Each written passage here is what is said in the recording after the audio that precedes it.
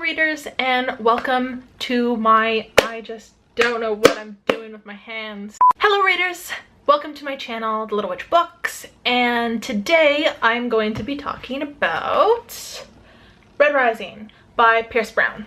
I know that this book was released, I think, back in 2014. It's been out for like 4 years. I did a whole post on my Tumblr explaining why I'm reading and reviewing all these old books, so if you want, I'll link to it down there. You can also, if you prefer to read reviews, I'm also writing the reviews, and so anyways, it's a whole thing.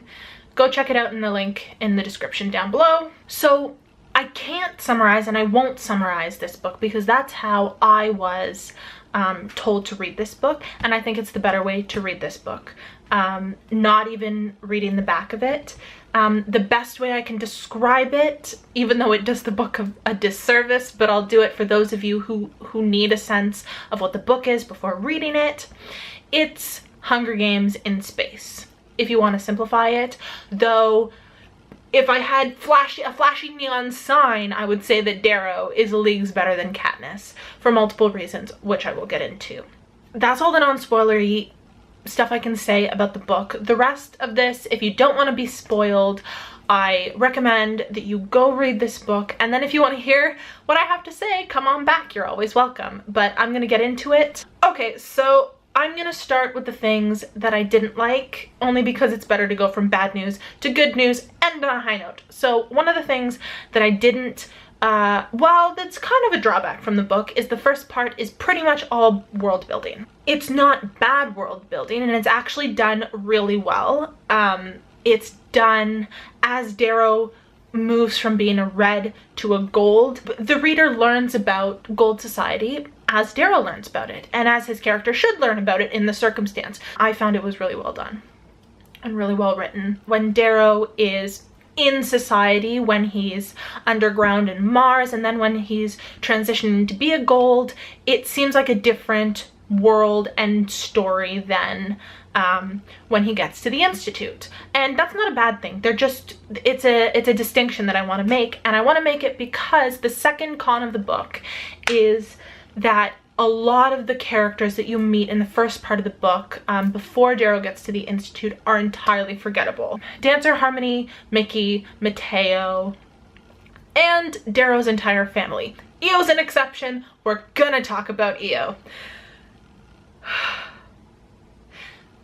But first, they're incredibly forgettable, and it's understandable because honestly the book really picks up once you get to the Institute, and once Darrow gets to the Institute, and once all that fighting and stuff starts happening, it gets really good. So I do urge you to push through the beginning and get to when Darrow gets to the Institute, because it's a really good story. It's actually, I would say, one of the best, if not the best, kind of military strategy, fighting game style YA novels that I've read. I really, really enjoyed how this was done. So let's get into the things that I did like. I absolutely, if you can't tell, I absolutely love Darrow. Darrow is an amazing character. Darrow is cunning, he's incredibly intelligent, you know, very like academically intelligent, but also like got a lot of street smarts. He is a lot smarter than all the other characters, and it shows. And his love for his wife, his love for Eo. I've probably never read a character who speaks about their significant other like Darrow speaks about Eo.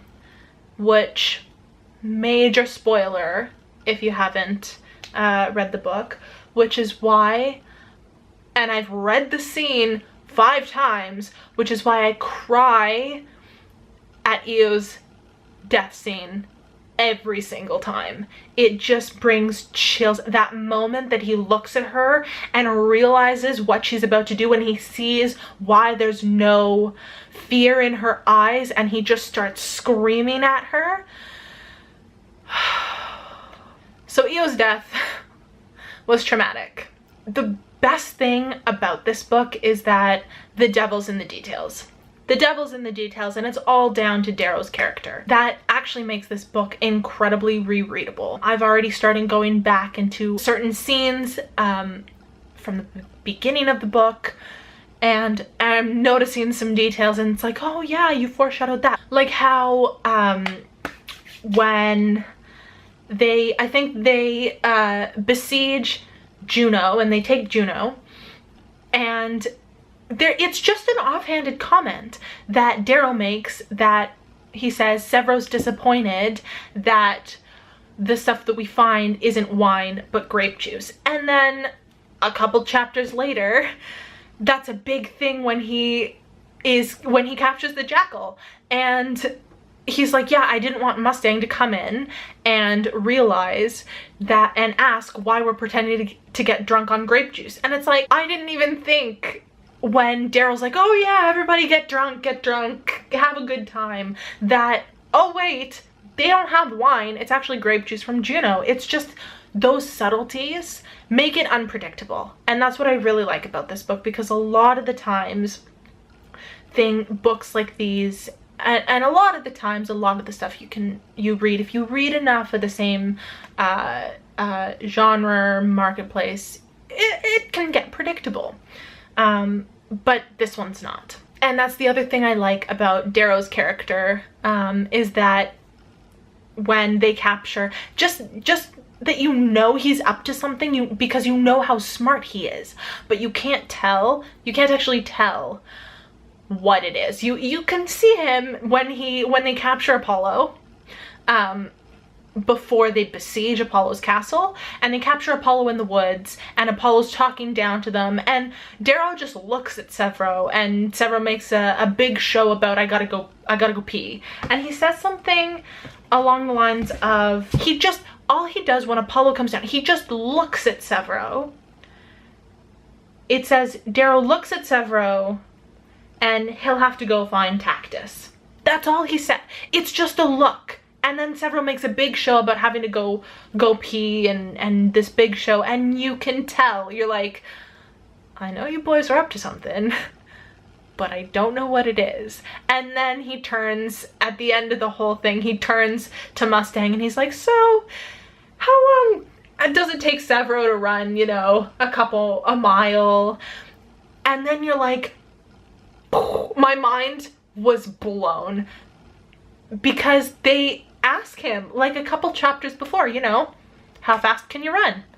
And it's these little tiny details that aren't made a big deal of, that come up later, that make this book, that enrich this story, because you can't tell everything that's going to happen. Brown manages to surprise you at every point, and it makes this book really fun to read.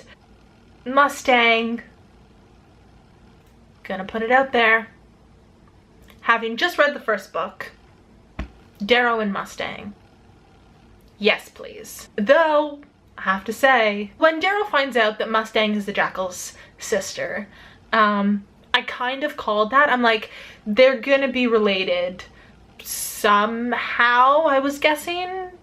They're gonna know each other somehow. But I did think when he found that out, and then he was like, I sent her away with half of my army and she's gonna come back and betray me. I was on the fence. I was like, maybe he walked into a trap. But even more than that, I love how this entire time the big threat, and this threat that Darrow was trying to capture, was the jackal, and he's like, we gotta get the jackal, you know, picking off castles one by one, picking off houses one by one, until it's like, we gotta get a big force to take on the jackal. And then immediately when the Proctors take Mustang, he's like, fuck the jackal, we're going to burn down Olympus. Like, that was probably one of my favorite parts of the novel, when he's like, they took Mustang, we're just gonna go burn their house down. It was great. That's pretty much my review. I'm very scatterbrained. I don't know exactly what I want to talk about yet. I'm just getting the hang of this.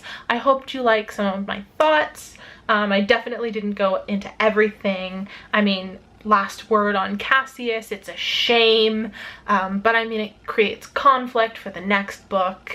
In short, I'd give this book a 4 out of 5.